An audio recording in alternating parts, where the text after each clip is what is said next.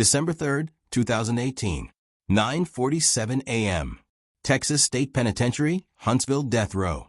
Inmate Raymond Ray Carter, convicted murderer, execution scheduled in 9 days, is being escorted back to his cell after breakfast. Guard Officer Michael Patterson, 34 years old, father of 3, walking behind him. Suddenly Patterson collapses. Massive heart attack. Hits the concrete floor hard, not breathing, turning blue. Every other guard freezes. Protocol says never unlock a death row inmate during an emergency. Never. But Ray sees Patterson's 3-year-old daughter's photo fall from his pocket, sees a dying man, and makes a choice that will shock the entire prison system. Ray drops to his knees, starts screaming for guards to uncuff him. "I'm a paramedic. I can save him. Please. Let me save him." The guards have 8 seconds to decide. Follow protocol or trust a killer. If you want to see what happens when a condemned man fights to save the life of his guard, hit subscribe now. This story will restore your faith in humanity. Raymond Carter wasn't born a killer. Born in Houston, 1979, raised by a single mother who worked 3 jobs. Ray was smart, straight A's, class president, football scholarship offers. But at 17, he joined the Army, became a combat medic, served 2 tours in Iraq, saved dozens of lives under fire, earned a Bronze Star for pulling 3 soldiers from a burning Humvee. But war changed him. PTSD, nightmares, survivor's guilt. He came home in 2003, couldn't adjust. Started drinking. Lost jobs. Relationships fell apart. His Army buddies tried to help, but Ray pushed everyone away. By 2008, he was homeless, alcoholic, broken. Then came the night that destroyed everything. February 14, 2008. Ray was drunk, tried to rob a convenience store for money. The clerk, Marcus Chun, 52 years old, father of 2, reached for a phone. Ray panicked. Fired his gun. Marcus died instantly. Ray stood there, horrified at what he'd done, and waited for police. Didn't run. Didn't fight. Just waited. Texas sentenced him to death. Texas death row at Huntsville is hell on earth. When Ray arrived in 2009, he entered the Polunsky unit, where Texas houses men waiting to die. Concrete cells. 23 hours a day in isolation. 1 hour of recreation, in a cage barely bigger than the cell. No human contact. No programs. Just waiting. Always waiting. Ray's cell was 60 square feet. Concrete slab bed. Steel toilet. Slot in the door for food. The psychological torture of knowing your execution date would eventually come. Some men on the row went insane. Screaming at night. Talking to walls. Refusing to eat. But Ray was different. He used his medical training to help other inmates through the food slot and talking through walls. Guy having a seizure? Ray talked guards through stabilizing him. Inmate cutting himself? Ray knew how to stop the bleeding, gave instructions. The guards noticed. This death row inmate was saving lives from inside a cell. Officer Michael Patterson especially noticed. He'd worked the row for 8 years, never seen anything like it. Over 9 years, Ray and Patterson developed something rare on death row: mutual respect. Patterson would stop at Ray's cell during rounds. They'd talk about Patterson's kids, about Ray's regrets, about life, death, redemption. Patterson brought Ray books, medical journals, anything to keep his mind sharp. "You were a medic, Carter. A damn good one from what I read in your military file. What happened that night, it doesn't erase the lives you saved." Ray would respond quietly, "Doesn't matter how many I saved. I killed an innocent man. Marcus Chin didn't deserve to die. His kids didn't deserve to lose their father. I deserve what's coming." But Patterson kept visiting, kept talking, kept treating Ray like a human being, not a monster. When Patterson's youngest daughter was born, he showed Ray the photo. "Her name's Emma. 3 years old now. She's my world, Carter. My absolute world." Ray looked at the photo for a long moment. "You're a good father, Patterson. Don't ever take a single day with her for granted." Neither man knew that conversation would save a life. November 15, 2018. Ray received his execution date, December 12, 2018. 27 days. His final appeal had failed. The governor denied clemency. Marcus Chen's family released a statement supporting the execution. Justice will finally be served for our father. Ray didn't fight it. He'd spent 9 years on death row accepting his fate. He killed a man. Texas law demanded his life. He wrote letters to Marcus Chen's children, now adults, apologizing, knowing they'd probably never read them. He gave away his possessions, books to other inmates, his Bronze Star to a young guard who was a veteran, his final meal request, his mother's fried chicken recipe. She died while he was on death row. Never got to say goodbye. The guards on the row were somber. Even the ones who believed in the death penalty felt conflicted about Ray. He'd helped so many of them, talked inmates down from suicide, provided medical advice, saved lives, and in 9 days, Texas would kill him. December 3, 2018. 9 days before execution. Ray woke at 5 a.m. like always. Ate breakfast in his cell, oatmeal, toast, coffee. At 9:30 a.m., guards came to escort him to the shower. Death row inmates shower alone in shackles under guard supervision. Officer Michael Patterson was on duty. He looked tired. Ray noticed immediately. His medical training made him observant. "You okay, Patterson? You look pale." "Just tired, Carter. Emma's been sick. Up all night with her." "I'm fine." Ray nodded, but stayed alert. Something was off. Patterson's breathing seemed labored. Slight sweat on his forehead despite the cool corridor. After the shower, Patterson escorted Ray back to his cell. They walked the long corridor. Ray in leg shackles and handcuffs. Patterson 3 feet behind, hand near his radio. Standard procedure. Then, at 9:47 a.m., Ray heard it. A gasp. A thud. He turned. Patterson was on the ground, convulsing, face turning blue. Massive heart attack. And Ray was the only person close enough to help. Time slowed. Ray saw everything with perfect clarity. Patterson on the ground, dying. Other guards 30 feet away, behind a security gate, frozen by protocol. Death row protocol is absolute. Never unlock an inmate during an emergency. Never. Too dangerous. An inmate could take a weapon, take a hostage, escape. But Patterson had maybe 90 seconds before brain death. Ray dropped to his knees, still shackled. Started screaming. "I'm a combat medic. I can save him. Uncuff me. Now." The guards didn't move. Protocol. "Please. He's dying. I know CPR. I can save him." One guard, Officer Rodriguez, younger guy, looked terrified. Looked at Patterson. Looked at Ray. Made a decision. Ran forward. Unlocked Ray's handcuffs. "If you try anything, Carter, I won't. I swear to God I won't." The cuffs came off. Ray immediately checked Patterson's pulse. Nothing. No breathing. He tilted Patterson's head back, checked his airway. Clear. Started chest compressions. 1, 2, 3. Counting out loud. "Come on, Patterson. Don't you dare die. Emma needs you. Come on." Ray worked with the precision of his military training. 30 compressions. 2 rescue breaths. Repeat. His muscles remembered. His mind locked into combat medic mode. "I need an AED. Automated defibrillator. Does this prison have one?" Rodriguez ran. Other guards surrounded them now, weapons drawn on Ray, but letting him work. Ray kept comprising. "Come on, Michael. Breathe. Breathe. 1 minute. 2. Patterson's lips were blue. No pulse. Ray was sweating, muscles screaming. 9 years in a cell, his conditioning wasn't what it used to be. But he didn't stop. Couldn't stop. Rodriguez returned with the AED.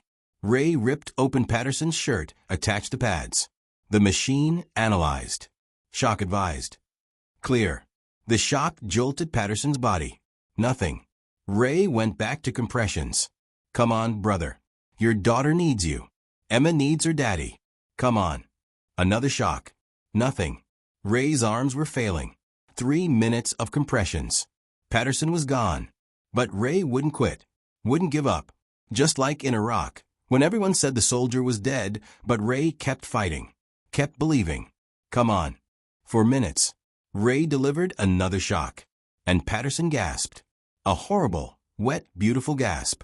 Air filling lungs. Ray nearly collapsed with relief. That's it. Breathe. Michael, breathe. Patterson's eyes fluttered open, confused, scared. Ray leaned over him. You're okay. You're alive. You had a heart attack. Stay calm. Paramedics are coming. Patterson tried to speak. Couldn't. Ray held his hand. Don't talk. Just breathe. I got you. You're not dying today. The prison paramedics arrived 3 minutes later. Took over. Loaded Patterson onto a stretcher. Rushed him to the medical unit. Then to the hospital. Ray sat back against the wall. Hands covered in Patterson's sweat, chest heaving. Officers surrounded him. One pointed a weapon. Carter, hands behind your back. Now. Ray complied. Let them cuff him again. Didn't resist. As they walked him back to his cell, Rodriguez whispered, You saved his life, Carter. You could have run. Could have taken a weapon. You saved him instead. Ray said nothing. Just let them lock him back in his cage. Patterson survived. Triple bypass surgery 2 days later. Full recovery expected. His wife visited the prison, asked to speak to Ray. They brought her to the death row visiting area. Thick glass, phone communication. She was crying. Mr. Carter, my husband is alive because of you. My children still have their father because you didn't have to do that. You could have. Ray interrupted gently. Ma'am, I took a father from his children. I killed Marcus Chun. I can't bring him back. But I could save your husband. I had to. Please don't thank me. Just hold your family tight. Every day. She pressed her hand to the glass.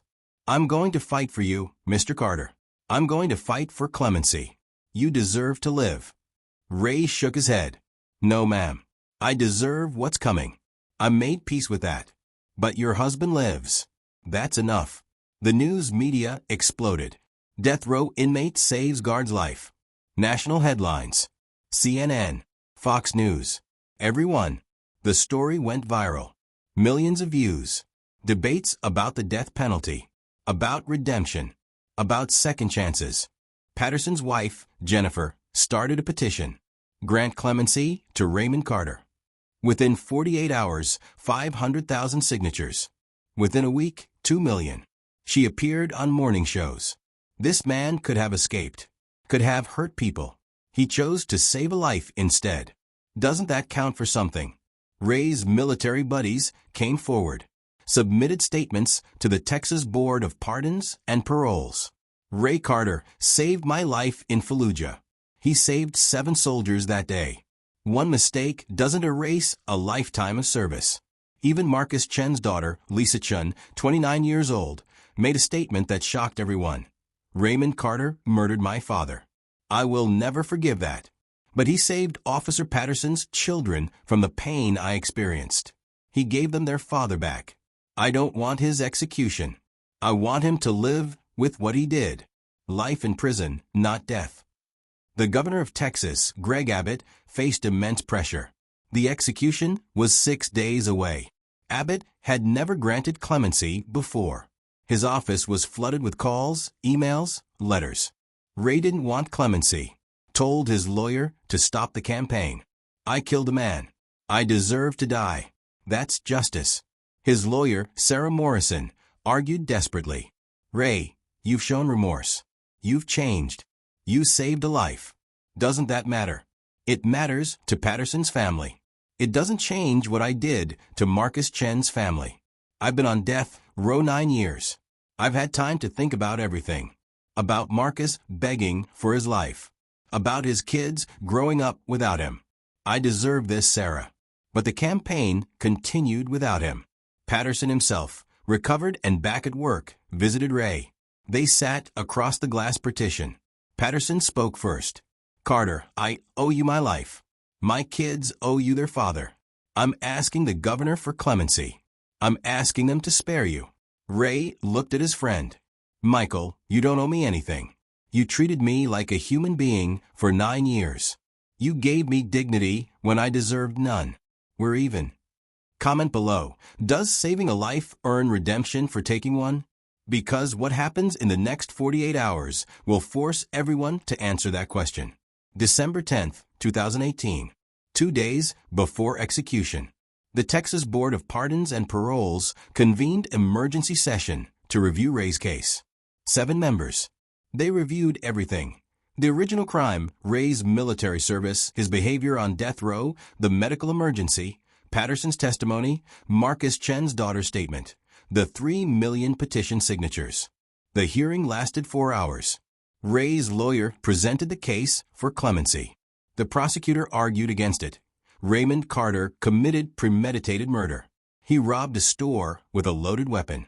Marcus Chen died terrified and alone. The law demands justice. One good act doesn't erase a murder. The board deliberated for 6 hours. At 9 p.m., they voted. The decision wasn't unanimous. 4-3, the majority voted to recommend clemency to the governor. Commute Ray's death sentence to life in prison without parole. The decision now rested with Governor Abbott. He had 36 hours to decide. Execute Ray as scheduled or grant clemency for the first time in his governorship. The entire nation waited. Governor Greg Abbott was known as tough on crime, conservative, pro-death penalty. He'd overseen 47 executions without granting clemency once. But this case was different. His office was besieged. Religious leaders pleading for mercy. Veterans groups demanding Ray be spared. Medical associations calling Ray a hero. But also victims' rights groups demanding the execution proceed. Justice for Marcus Chen. Abbott's advisors were split. Governor, if you grant clemency, you look soft on crime. Election year is coming. Governor, if you execute a man who saved a life, you look heartless. Abbott requested to meet with everyone involved. Patterson, Jennifer, Marcus Chen's daughter Lisa, Ray's military commander, even Ray himself. The meetings were private, confidential. But sources said Abbott asked each the same question, what would justice look like here? On December 11, 2018, at 4 p.m., 18 hours before Ray's scheduled execution, Governor Abbott held a press conference. The nation watched. Ray sat in his cell, waiting to learn if he would die at 6 p.m. the next day. Governor Abbott stood at the podium, reading from a prepared statement. Raymond Carter was convicted of murder and sentenced to death by a Texas jury. The law demands accountability for those who take innocent lives. Marcus Chen deserves justice. His family deserves closure. Ray, watching on a TV in the death row common area, closed his eyes. This was it. The execution would proceed. However, Abbott continued, I have reviewed every aspect of this case. I have met with the victim's family, with Officer Patterson and his family, with Mr. Carter's military command, and with Mr. Carter himself. I have prayed for wisdom. Long pause. Raymond Carter committed a terrible crime, but he has also demonstrated genuine remorse, served his country with honor, and in a moment when he could have chosen violence or escape, he chose to save a life. After careful consideration, I am granting clemency. Mr. Carter's sentence is hereby commuted to life in prison without possibility of parole. He will never be free, but he will live. The room erupted. Ray sat frozen, unable to process what he'd just heard. Ray sat alone in his cell, numb. He'd spent 9 years preparing to die, had made peace with it, welcomed it even. Death felt like the right punishment for what he'd done. And now life in prison, forever, never free, never redeemed, just existing. Other death row inmates cheered for him, banged on doors. Ray, you made it, brother. But Ray fell hollow. He asked to speak with Marcus Chen's daughter. The prison arranged a video call. Lisa Chen appeared on screen. Ray saw Marcus in her eyes. Ms. Chen, I'm sorry. For your father. For everything. I don't deserve this clemency. Lisa was quiet for a long moment. No, you don't. But my father was a good man who believed in second chances. He volunteered at a homeless shelter. Helped people like you used to be. I think he'd want you to use this life to honor his memory. Not by dying, but by living with purpose. Can you do that?" Ray's voice broke. "I'll try. I swear, I'll spend every day trying." December 15th, 2018. Ray was transferred from death row to general population at Huntsville. Maximum security, but not isolation. For the first time in 9 years, he could see other inmates, attend programs, work. The warden assigned him to the prison medical unit. Ray would work as a medical assistant, helping the prison doctor treat inmates. It was surreal. 9 years in a cell, now suddenly among hundreds of men. The noise was overwhelming. Conversations, laughter, arguments, life. Ray kept to himself at first. But word spread fast. "That's the guy who saved the guard." Some inmates respected it. "You're solid, man. Could have bounced, could have taken hostages. You saved a life instead." Others hated it. "You're a snitch. A guard lover. You chose them over us." Ray didn't engage. Just did his work. Saved lives. An inmate stabbed in a fight? Ray stabilized him. Diabetic emergency? Ray knew what to do. Slowly, grudgingly, even the hostile inmates had to admit, Ray was valuable. Ray was saving lives. Again. January 2019. Officer Patterson returned to work after his recovery. Full duty. His first day back, he requested to work the medical unit, where Ray was assigned. They saw each other across the room. Patterson with his uniform and badge. Ray in prison whites. The power dynamic had shifted, but the respect remained. Patterson approached, extended his hand through the medication window. "Carter." Ray shook it. "Patterson, good to see you alive." "Good to be alive. Emma asks about you. Wanted me to give you this." Patterson handed over a crayon drawing. 3 stick figures labeled Daddy, Mommy, Emma. And a 4th figure, separate, labeled The Nice Man Who Saved Daddy. Ray stared at it for a long moment, eyes wet. "She doesn't understand what I did, what I am. She understands you saved her father. That's enough for a 3-year-old. When she's older, I'll tell her the whole story, the good and the bad. She deserves to know the truth about the man who gave me back to her." Not everyone was satisfied with the clemency. Marcus Chen's son, David Chen, 32, gave an interview to the Houston Chronicle. "My father is dead. Raymond Carter killed him. He robbed my sister and me of our father.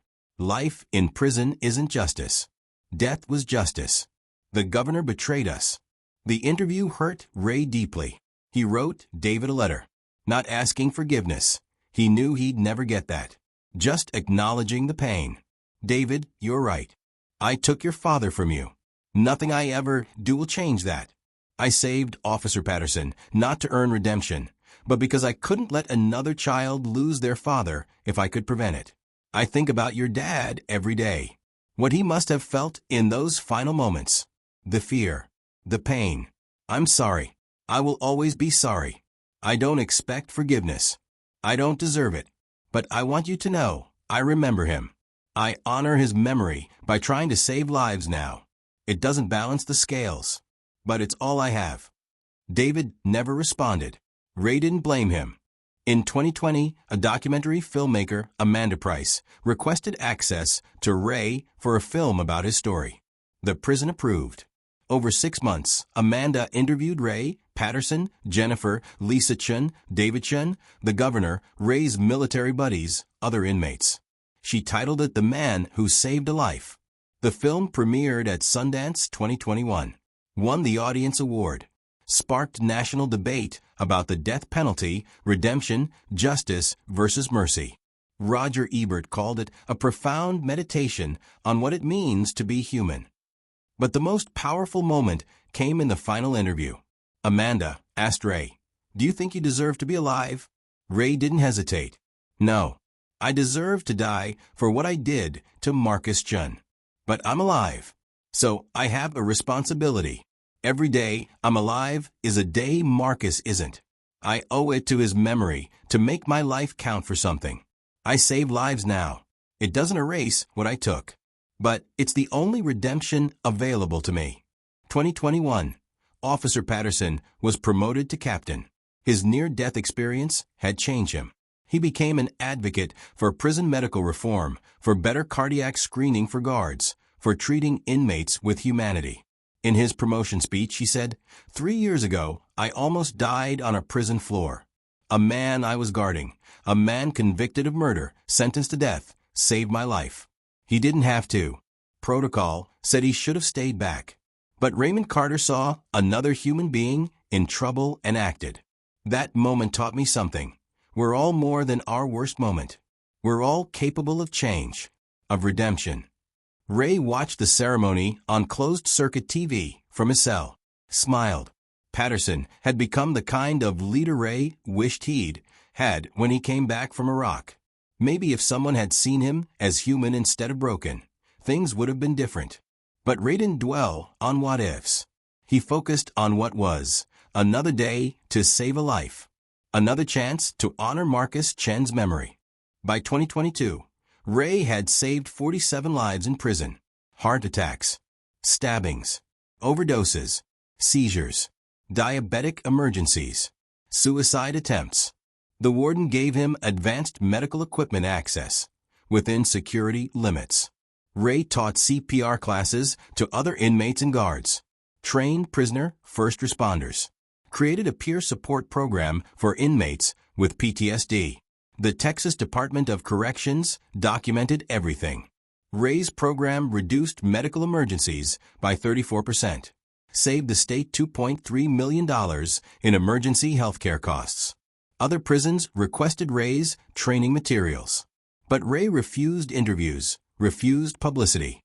"This isn't about me. This is about honoring Marcus Chen. Every life I save, I do in his name." He kept Marcus's photo, provided by Lisa Chun, in his cell. Looked at it every morning. "I'm sorry. I'm so sorry. But I'm trying to make it count." Inmates who worked with Ray said he never smiled, never joked, never seemed at peace. Just worked. Saved lives. Carried his guilt like a weight that would never lift. 2023. A coalition of advocates, led by Jennifer Patterson, veterans groups, and prison reform organizations, petitioned the Texas Board of Pardons to make Ray eligible for parole. He's served 15 years. He's saved dozens of lives. He's a model prisoner. He deserves a chance at freedom. Ray publicly opposed the petition. Wrote an open letter. "I was sentenced to life without parole. That's what I deserve. I appreciate the support, but I killed a man. Marcus Chen will never have freedom. His children grew up without him. I don't deserve freedom either. I'm content serving my sentence, helping where I can. Please stop this campaign." But the campaign continued. Rallies, press conferences, celebrity endorsements. David Chun appeared on CNN. "Stop using my father's name to free his killer. My father is dead. Raymond Carter deserves to die in prison. This is a mockery of justice." The petition got 5 million signatures. The board scheduled hearings for June 2024. Ray refused to participate. Told his lawyer, "If they make me parole eligible, I'll refuse it." But here's what nobody knew. What Ray never told anyone except Patterson. The night Ray robbed the convenience store in 2008, he didn't intend to kill Marcus Chen. But there was more to the story. Marcus had reached for the phone, yes. But he'd also said something, for words that haunted Ray every day. "Son, I'll help you." Marcus Chun saw a desperate, broken veteran and offered help. And Ray, drunk and terrified and drowning in PTSD, panicked and shot him. Ray didn't tell this part at trial. Didn't use it for sympathy. Because those words made it worse, not better. Marcus was offering mercy, and Ray killed him for it. That's why Ray never fought his sentence. That's why he opposed clemency. That's why he refused parole. Marcus Chun died trying to save Ray. And Ray would spend the rest of his life trying to be worthy of that mercy he destroyed. Every life Ray saved was an attempt to answer Marcus's offer. "Son, I'll help you." Cell 147, general population, Huntsville. Raymond Carter, now 45 years old, sits on his bunk. 17 years in prison. 47 lives saved. A pile of letters from families thanking him. Photos of the people he's helped. And Marcus Chen's photo, always on his wall. Ray will probably die in this prison. He's made peace with that. He doesn't believe in redemption for himself. How could he? But he believes in purpose. Every morning, he wakes up and asks, "What can I do today to honor Marcus Chen's memory? Who can I help? Who can I save?" He'll never be free, never be forgiven, never forgive himself. But he can choose, every single day, to save a life. To be the person Marcus Chen saw in him that night. Someone worth helping. Someone worth saving. Maybe that's all redemption is. Not erasing what you did, but refusing to let it be the last word. Choosing, every day, to be better than your worst moment. Even if you never deserve it. Especially then. This story proves that even in our darkest moments, we can still choose light. If Ray's story moved you, smash that like button and subscribe for more powerful prison stories. Next, the innocent man's tattoos proved his case. Watch it now.